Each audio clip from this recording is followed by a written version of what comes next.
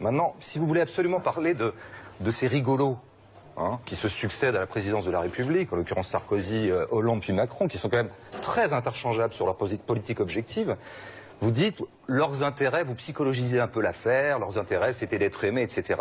Vous négligez, intéressez-vous un petit peu au réel. Lisez par exemple le livre de Juan Branco qui vient de sortir et qui explique qui a soutenu l'arrivée au pouvoir de Macron, qui l'a soutenu objectivement et matériellement. Objectivement et matériellement.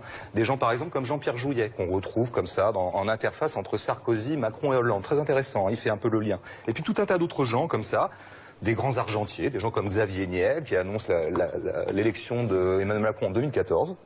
Donc il devait être très très bien renseigné, sans doute était-il jugé parti. Ce que je veux dire par là, c'est que laissons les individus, prenons les structures.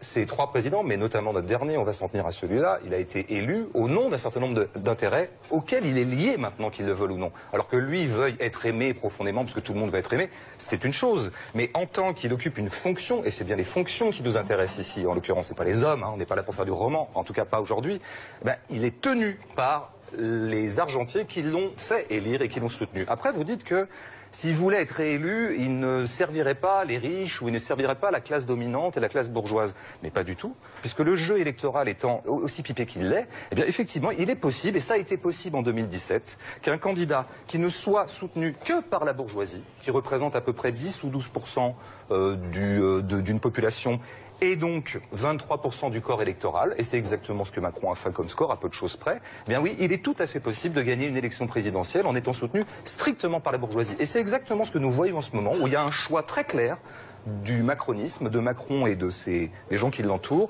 Ils jouent le soutien et la solidarité de la bourgeoisie autour d'eux, parce qu'ils savent très bien que notre jeu électoral extrêmement pipé, la démocratie représentative n'étant pas une démocratie comme vous le savez, eh bien ils peuvent très très bien être réélus dans 3 ans en simplement jouant une solidarité de classe et en stigmatisant tout ce qui n'est pas la bourgeoisie, c'est-à-dire les classes populaires considérées comme vulgaires, violentes, antisémites à l'occasion, etc., etc. Donc il est absolument possible quantitativement de jouer le vote de classe pour être réélu, et c'est bien ce qui est arrivé en 2017, et c'est bien ce qui arrivera en 2022, et c'est bien ce qui va arriver aux élections européennes, où Macron est annoncé en tête, et il sera en tête, immanquablement. Thomas Porcher.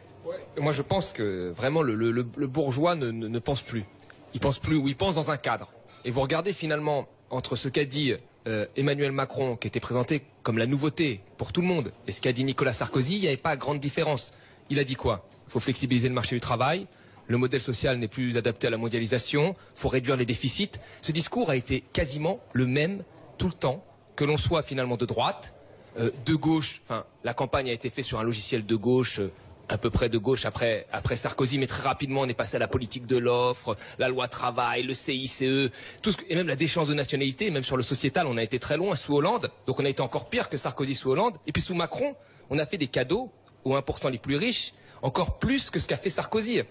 Et on a été sur une loi travail XXL. On a été sur une réduction de la dépense publique plus forte que ce qu'a fait Hollande. Donc le cadre est toujours le même. Grosso modo, le cadre, si demain quelqu'un va dire est-ce qu'on peut mettre 50 milliards sur les services publics, des crèches, les hôpitaux, on va vous dire ah bah non, c'est pas possible. Par contre, est-ce qu'on doit baisser la fiscalité sur les 1% les plus riches qui détiennent 25% du patrimoine? Ah oui, c'est possible.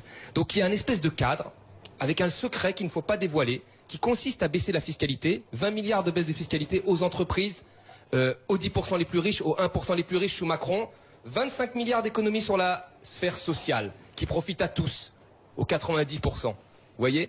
Et donc là, on va vous dire, mais ça c'est une politique des riches. Ah non, non, non, c'est une politique pragmatique.